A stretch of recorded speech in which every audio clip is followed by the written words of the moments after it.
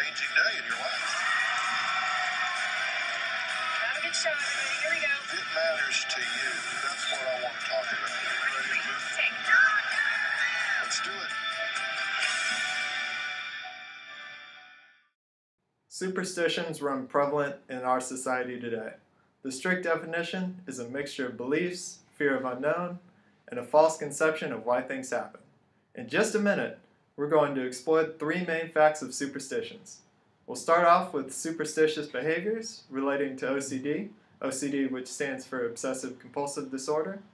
It's an anxiety disorder which people have unwanted and repeating thoughts and feelings that make them feel driven to do something. We're going to talk to Emily about her obsession with germs and its negative effect on her schoolwork. Come on out, Emily. Thanks for coming, Emily.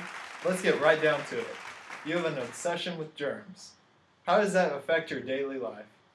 I'm constantly worried about the germs around me. I wash my hands every 30 minutes at least and shower 3 or more times a day. I can't go 10 minutes without thinking about getting sick. Thinking about germs consumes pretty much my whole day. You've said it mostly affects your schoolwork. How about you?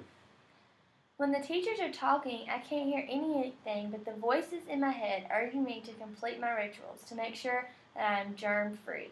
Oftentimes when the teacher calls on me, I don't even know the question because I'm focused on germs. I do poorly on quizzes and exams because I can't even study because all I worry about is germs. And how does your OCD affect your family life? My mom was supportive at first, but now she seems to think it's got out of hand. She gets mad at me because I always make my family late because it takes me so long to get ready because I have to de-germ myself before we go everywhere. Even now, I'm getting the urge to go wash my hands. Wow, it's crazy how much this just takes over your life. I want to help you. You've got to get this under control. It affects everyone around you. It's okay to be conscious about germs, but in your case, it's gone too far. You will conquer your OCD. Thank you so much for being on our show. Keep in touch. Thank you for having me. Now we're going to take a short commercial break, but when we come back, I'm going to bring in one of the nation's most well-known fortune tellers, a lady that makes her living off of superstitions, right after the break.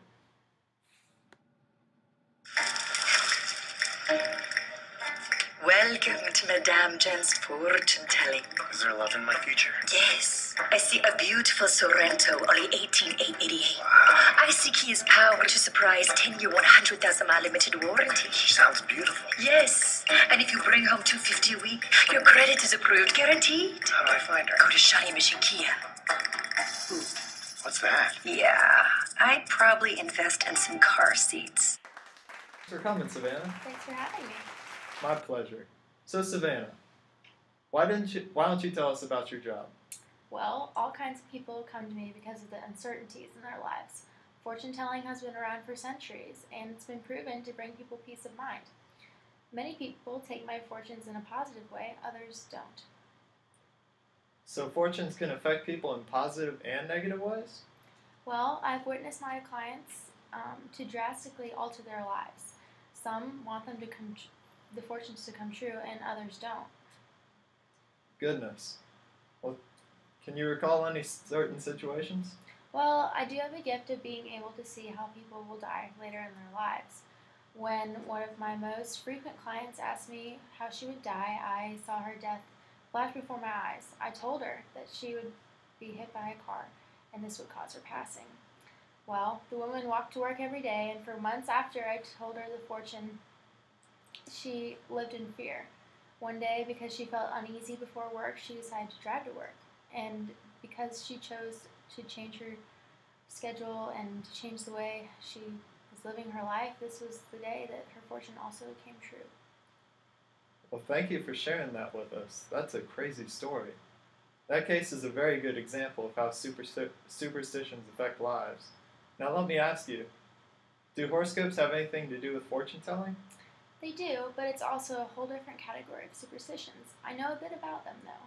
People take horoscopes to the extreme, but I know that some clients actually choose what year they'll have children based on the zodiac sign for what year that corresponds with. Really? Why is that? Well, some years are deemed luckier than others based on the zodiac signs.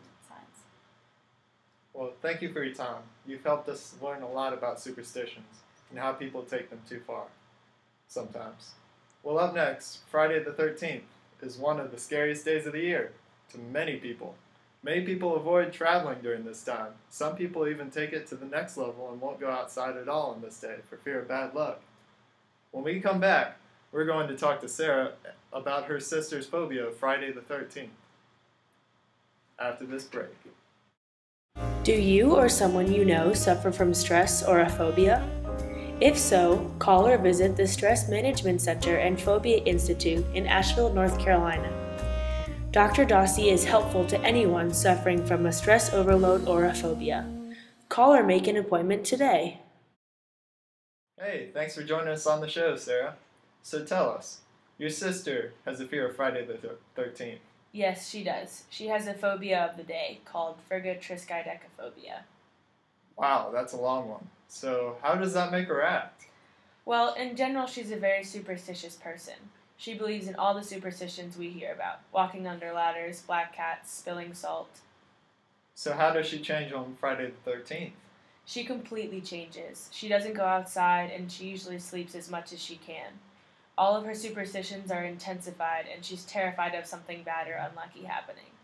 She won't answer the phone because she's afraid of getting bad news, and she doesn't see or talk to anyone all day. Wow, that's crazy. I've never heard a case like that. Yeah, it really affects her. Sometimes I think she makes it worse for herself. I think since she always thinks about her bad luck and bad thoughts, she makes unlucky things happen to her. And how does this affect you? Well, I guess I've always been more superstitious on Friday the 13th, like a lot of other people, but it's nothing compared to my sister. I don't tend to act differently like some people do, but one of my friends does. She makes sure she never travels on Friday the 13th because she's afraid something bad will happen. Wow. Well, I appreciate you coming on the show. As we've seen here today, superstitions are cemented into our society. Things such as horoscopes and fortune telling make superstitions more easily accessible to the general public. Superstitions have formed a cultural anxiety, especially on days like Friday the 13th. Superstitions aren't just black cats and ladders anymore. They have become serious phobias and disorders like OCD. I hope that you all enjoyed the show. Thanks to all our guests for joining us. Be sure to tune in next week, same time, same place. How does that make you feel?